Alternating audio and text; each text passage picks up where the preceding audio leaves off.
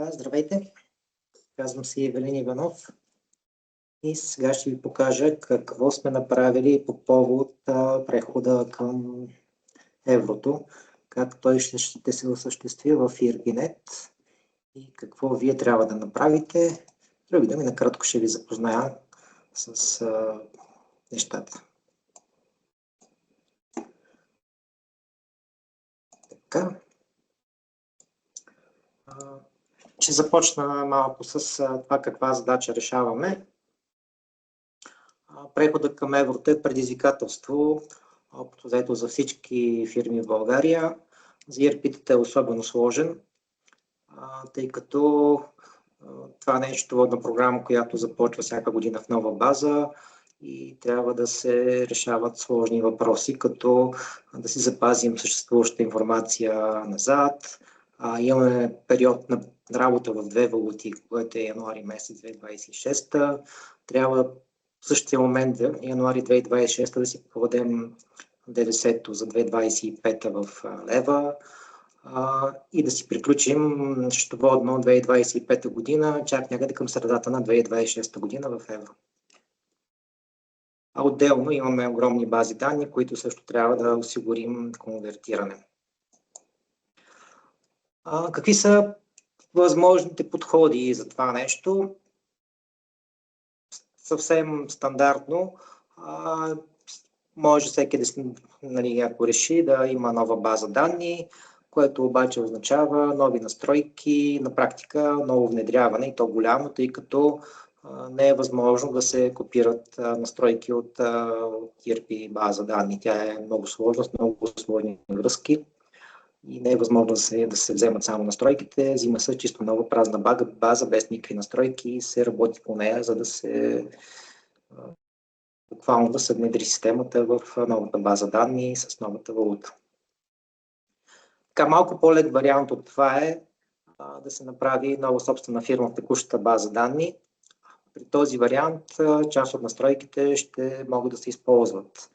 Например, документни маршрути, печатки, различни потребителски полета и така нататък, но всъщност в по-големите бази има и доста настройки, които са по конкретна собствена фирма, т.е. за една собствена фирма има и настройки, за друга. И ако направим нови собствени фирми, това ще означава все пак, че изисква някакво консултантски труд и ще изисква усилия, пак си някакво мини внедряване. Третия вариант е конвертиране на базата данни в рамките на същата база, т.е. конвертиране на всички суми от лева в евро. Това за нас специално е най-сложният вариант, т.е. първите два варианта са тежест за потребителите, за клиентите ни. Третия вариант е така тежест за нас. Сега той не е без никакви усилия съвсем от потребителите, но на практика основната работа ще трябва, т.е. ние да я свършим, да конвертираме базата данни и да се погрижим за различните ситуации, които ще възникнат при това конвертиране. Така, предимството е, че се запазва цялата база данни, няма ново внедряване, няма собствени фирми и ще работим едновременно в двете валути, в лева и в евро, по време на приключването. Така, ние сме се ориентирали да осигурим това конвертиране в същата база данни, което сме го предвидели да се случи на 4 стъпки. Ще ви запознаем малко по-подробно по 4-те стъпки, тук само ще ги изборим. Най-напред трябва да се изчисли една отчетна валута, това трябва да стане сега до края на 2025. Конвертиране на стойности по подразбиране, значи в началото на 2026 сме предвидели да се направи едно конвертиране на стойности по подразбиране, което ще позволи януари месец 2026 да се работи в евро, т.е. продажби, покупки, оперативна дейност да тече в евро и да ни даде възможност да изберем кога да си конвертираме базата данни основната в евро. Това ще ни позволи да приключим 2025 година декември, т.е. да си подадем ДДС-то в лево, преди да сме конвертирали базата данни. Така, третата стъпка е към основното конвертиране на базата данни. т.е. конвертиране на базовата валута в системата. Всички данни, където съдържат базова валута, се конвертират в евро. Това е тежка операция. Трябва да се... Сега ще обясня след малко как точно сме предвидели да се случи. И накрая има една стъпка, след като се конвертират всички записи в базата данни от началото до сега в евро, трябва да се изравнат салдата, да се конвертират салдата, които са останали в края на 2025 година, да конвертираме самите салда и да ги изравним по курса на прехода, тъй като има разлика между конвертиране на отделни транзакции и конвертиране на салдата в края на годината.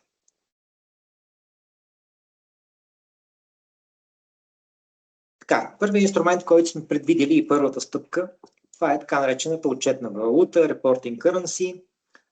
Това на практика е втора базова валута в счетоводството. Тя ще ни позволи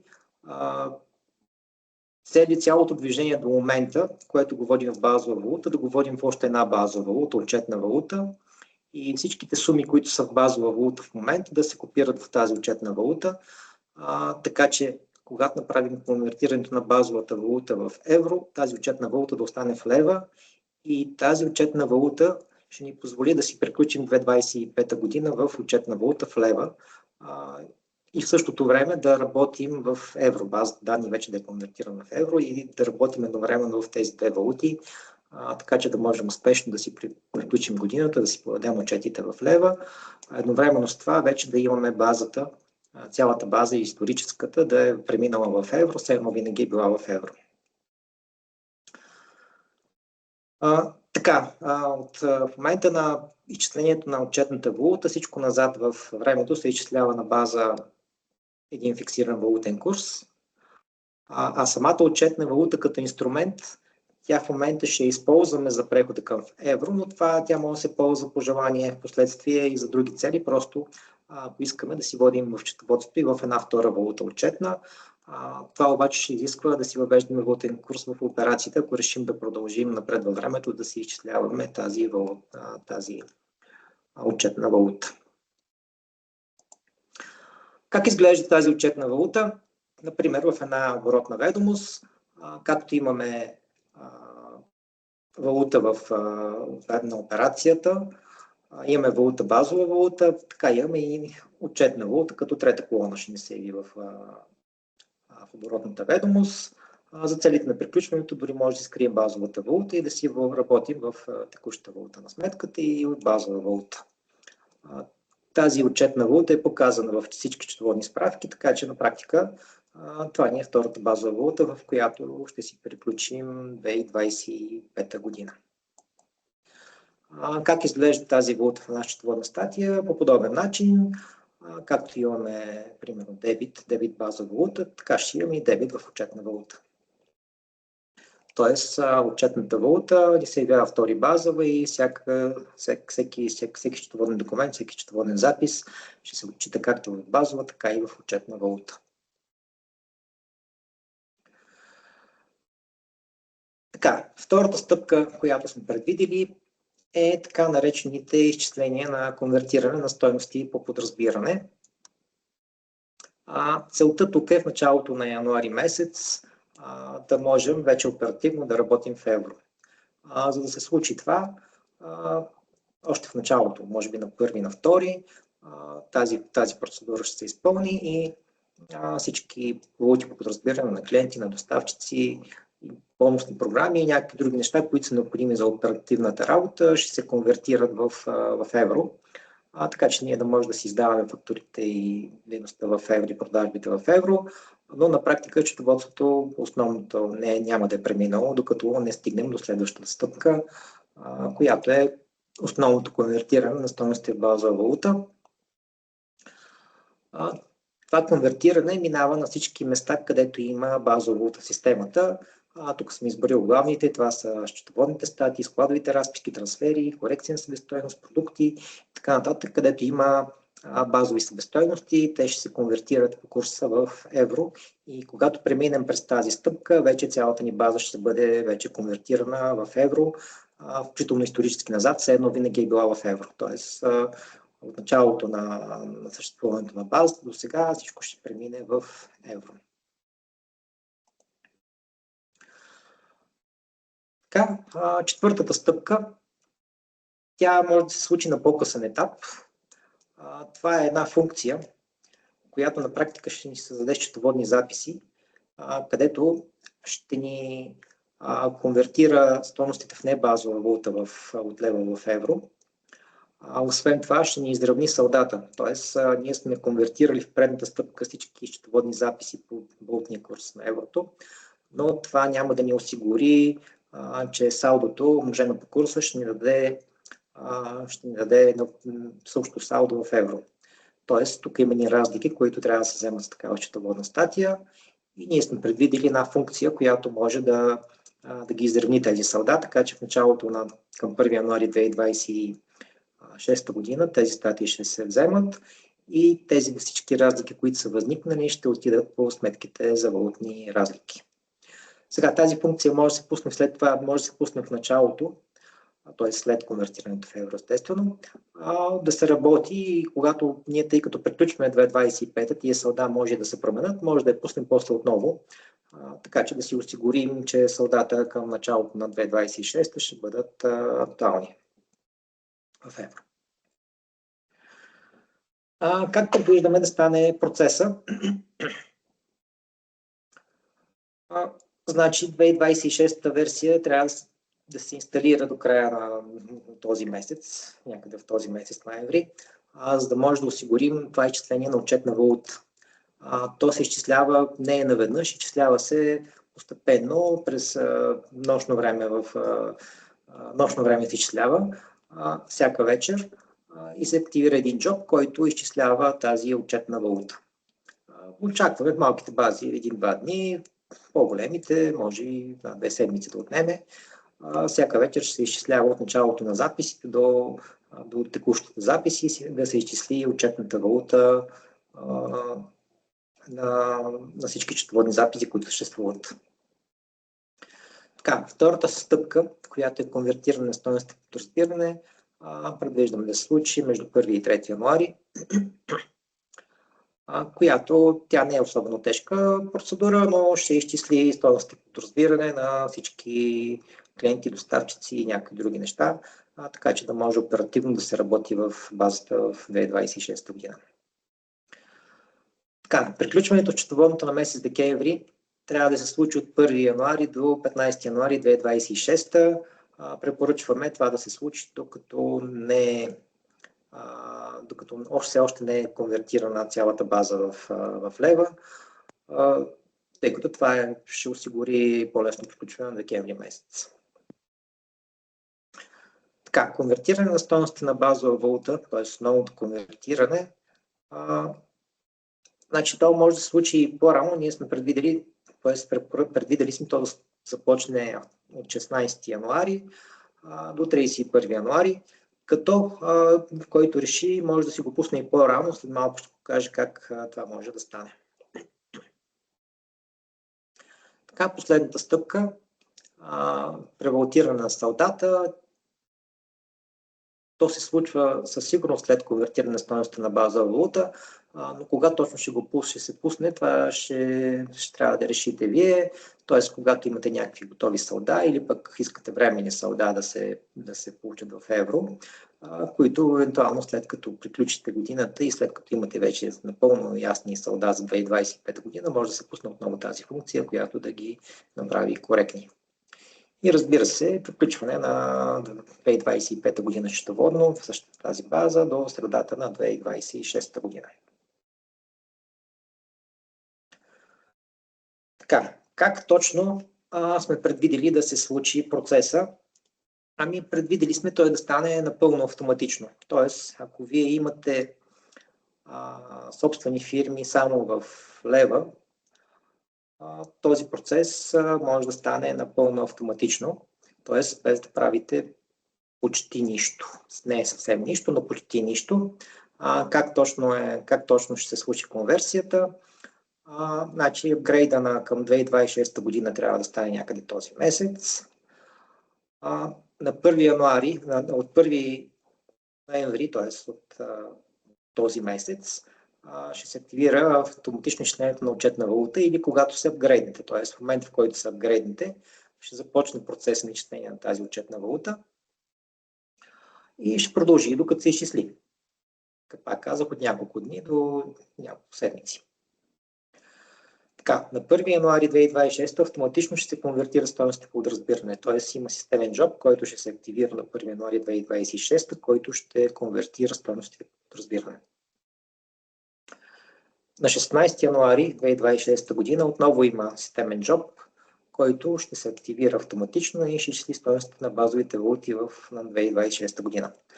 Тоест, ако имате, ако базата ви е с нормален размер, не е огромна, ако всички собствени фирми са и в лева, може просто да преминете през този процес автоматично. Той ще се случи просто. Тук не трябва да се намесвате в него, той ще се случи автоматично.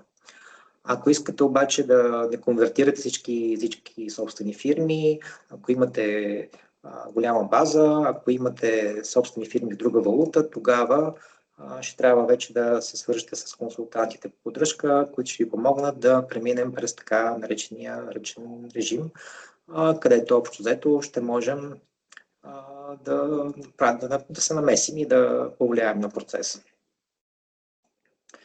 Така, въпреки че е автоматичен процеса, е необходима известна подготовка. Тоест тя не е много голяма, но все пак е необходима. Първото и най-важното е, преди 31.12.2025 година трябва да се уверите, че отчетната валута е изчислена правилно.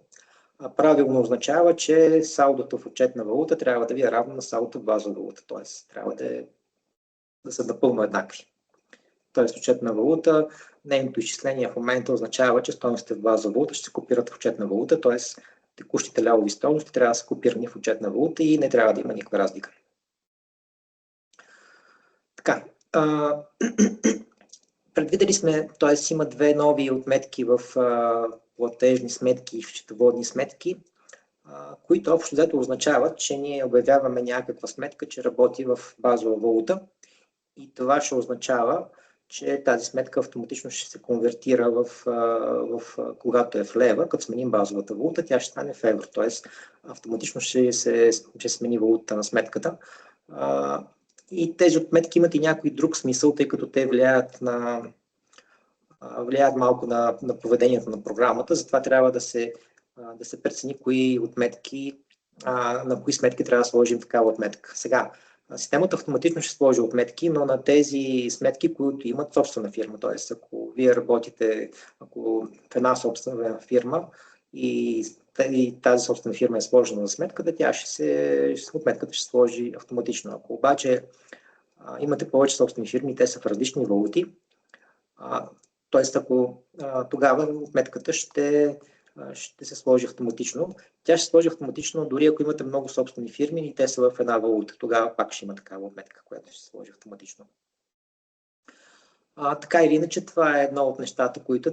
То не е фатално, но е хубаво да се проверят тези отметки, за да се смени автоматично валутите и да ползвате инструментите, които са свързани с тях. Така, в модул акциз трябва да се предвидят новите акцизни ставки. Тоест, в таблицата с акцизните ставки вече има начална и крайна дата, като с текущите левови стойности на акциза ще трябва да се сложи крайна дата 31 януари 2025, 31 декември 2025 година, а пък новите акцизи в евро ще са от 1 януари 2026. И ако имаме документ в 2025 година, той ще изчисли поставките за 2025. Ако имаме документ за 2026 година, той ще изчисли поставките за 2026. Акцизните документи нямат валута, т.е. ставката, каквато е, такава се подава към митниците. И последното, което трябва да се знае, вече ако имате повече собствени фирми и не искате те да се конвертират всичките към евро, трябва да се деактивират тези собствени фирми преди да се случат тези автоматични и ръчни процеси на конвертиране. Така, две думи за ръчния режим, няма да спираме на него. Ако влизате в условията за него, ще трябва да се свържете с консултантите по поддръжка, но най-общо казано, ние сме предвидели един инструмент, който се нарича заявки за промени на инстанции, той е в настройки общи.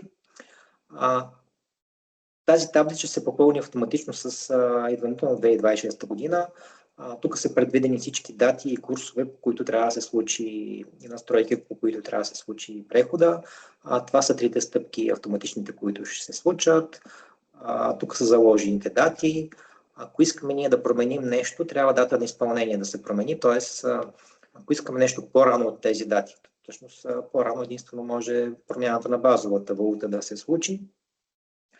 Ако искаме да конвертираме по-рано базовата валута, трябва да се промени дата на изпълнение. И ако искаме ръчно да го стартираме процеса, вече път на следващия стъпка има един системен job, който се нарича Instance Change Processor. Когато той се стартира, той търси към текущия ден, в който се стартира, дали има задача, която отговаря на условията, т.е. да е с днешна дата и съответно се стартира процеса. Да, още една подробност тук. Тук е важен статуса. Стартират се само тези задачи, които са на статус планиран. Всеки друг статус няма да стартира задачата. Тоест, Instance Change процесора търси задача, която дата на изпълнение е днешна и тази задача е с планиран статус. И я стартира. Тоест, ако искаме ние ръчно да стартираме на друг момент дадена стъпка, трябва да сменим датата и да стартираме тази задача. Накратко, това е процеса. На нашия support сайт има изнесен документ, който показва малко по-подробно как течат стъпките и какво точно се променя. Дори кои полета се причисляват, има прикачен файл. Така че може да се прегледа и да се види какво има там, което да ви даде представа и да ви помогне да извършите процеса. Това е, което исках да кажа за днес. Най-важното да знаете, че предвиден е автоматичен процес и той ще се случи автоматично за всички, които нямат някакви особености по-сложни, той ще мине напълно автоматично. Така че това е за днес. Благодаря за вниманието. Сега остават още 2 лекции, може би най-дълги, кратки. Кристиян Колев ще говори за изкуствен интелект и някои интересни инструменти. И Иван Жентински също ще покаже за развитието на системата, някои интересни развития, които се случват вече и някои, които предстоят. Да, благодаря за вниманието.